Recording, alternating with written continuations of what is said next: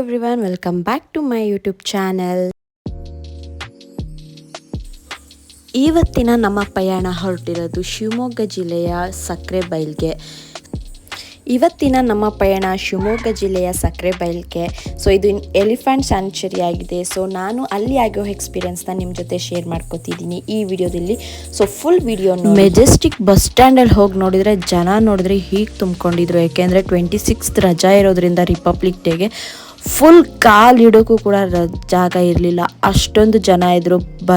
ಪುಣ್ಯಕ್ಕೆ ನಾವು ಹೇಗೋ ಬುಕ್ ಮಾಡ್ಕೊಂಡಿದ್ವಿ. ಅದಾದಮೇಲೆ ಬೆಳಗ್ಗೆ ಇಳಿದು ಶಿವಮೊಗ್ಗದಿಂದ ಜಸ್ಟ್ 15 ರೂಪೀಸ್ಗೆ ಸಕ್ರೆಬೈಲ್ಗೆ ಸಿಟಿ ಬಸ್ಗಳು ಸಿಗ್ತವೆ. ನಾವು ಸಿಟಿ ಬಸ್ಸಲ್ಲೇ ಹೋಗಿದ್ದು. ಒಂದು 20 ಮಿನಿಟ್ಸ್ ಕೂಡ ಜರ್ನಿ ಆಗಲ್ಲ, ಅಲ್ಲಿಂದ ಒಂದು 15 ಮಿನಿಟ್ಸಲ್ಲೆಲ್ಲ ಸಕ್ರೆಬೈಲ್ ಸಿಗುತ್ತೆ.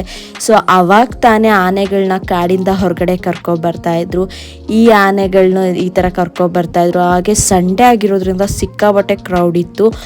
ಫಾರಿನರ್ಸ್ ಎಲ್ಲ ಬಂದಿದ್ರು. ನಾವು ಫಾರಿನರ್ಸ್ ಜೊತೆ ಎಲ್ಲ ಫೋಟೋ ತಗೊಳಕ್ಕಾಗಲಿಲ್ಲ. ಸೊ ಅವರೆಲ್ಲ ಬ್ಯುಸಿ ಇದ್ದರು. ಹಾಗೆ ಇದು ಈ ಥರ ಪುಟ್ಟ ಹಸುಗಳೆಲ್ಲ ಅಲ್ಲಿ ತುಂಬಾ ಇದ್ದಾವೆ. ನೀವು ಮುಟ್ಟಿದ್ರು ಅಷ್ಟೇ ಏನೂ ಮಾಡಲ್ಲ. ಹಾಗೆ ಇಲ್ಲಿ ಬಂದುಬಿಟ್ಟು ಸಕ್ರೆಬೈಲಲ್ಲಿ ಬಂದುಬಿಟ್ಟು ಎಂಟ್ರಿ ಫೀಸ್ ನಿಮಗೆ 50 ರೂಪೀಸ್ ಇರುತ್ತೆ. ಹಾಗೆ ನೀವೇನಾದರೂ ಆನೆಗೆ ಸ್ನಾನ ಮಾಡಿಸ್ಬೇಕು ಅಂದರೆ ಪರ್ ಪರ್ಸನ್ಗೆ 100 ರೂಪೀಸ್ ನಿಮಗೆ ಟಿಕೆಟ್ ಇರುತ್ತೆ. ಸೊ ಸಂಡೇ ಹೋಗೋದು ಅಷ್ಟು ಚೆನ್ನಾಗಿರಲ್ಲ, ಯಾಕೆಂದರೆ ಸಿಕ್ಕಾಬಟ್ಟೆ ಕ್ರೌಡ್ ಬಂದಿರುತ್ತೆ. ನೀವು ವೀಕ್ ಡೇಸಲ್ಲಿ ಹೋದರೂ ಕೂಡ ಆನೆಗಳಿಗೆ ಸ್ನಾನ ಮಾಡಿಸ್ಬೋದು. ವೀಕ್ ಡೇಸಲ್ಲಿ ಹೋಗೋದೇ ತುಂಬ ಒಳ್ಳೆಯದು ಅಂತ ಅನಿಸುತ್ತೆ. ಸೊ ನಾನು ಈ ಆನೆಗಳಿಗೆ ಈ ಥರ ಸ್ನಾನ ಮಾಡಿಸಿದೆ.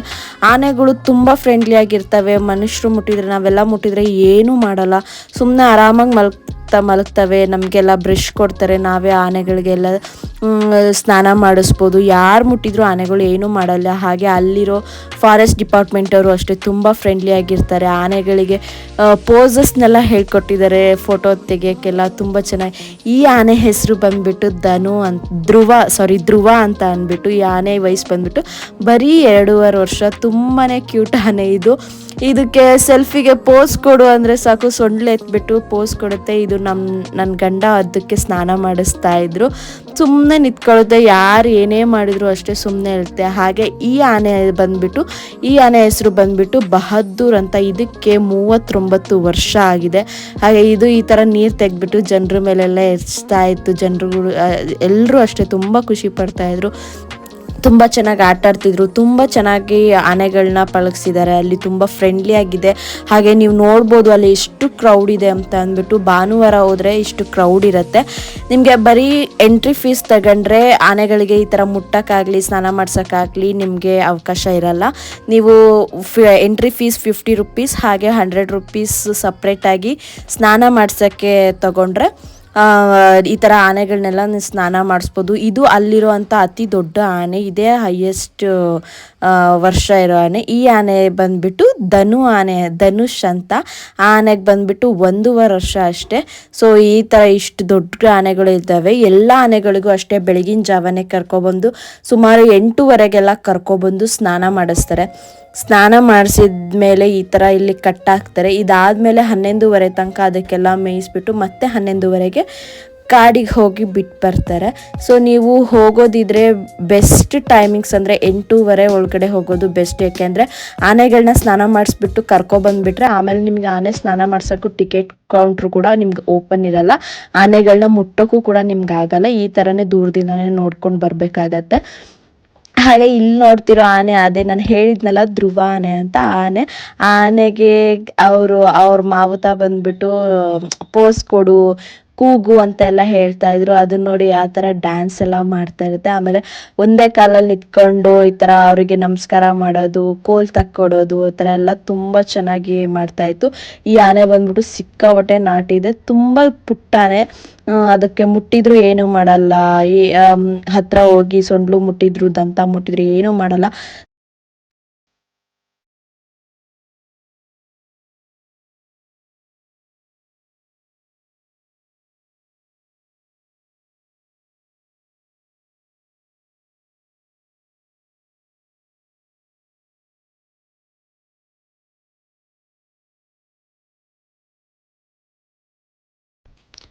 ಒಳಗಡೆ ಬಂದರೆ ಆನೆಗಳನ್ನ ಮತ್ತೆ ಮುಟ್ಟಕ್ಕೆ ನಿಮಗೆ ಕೊಡೋದಿಲ್ಲ.